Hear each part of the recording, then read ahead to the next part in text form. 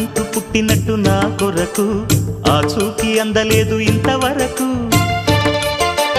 వచ్చింది గాని ఈడు ఒంటి వరకు వేధించలేదు నన్ను జంట కొరకు చూశాక ఒక్కసారి ఇంత వెలుగు నా వంక రాను అంది కంటి కునుకు ఈ అల్లరి గారడి నీ లీల అనుకోనా నీ పేరు ప్రేమ అవునా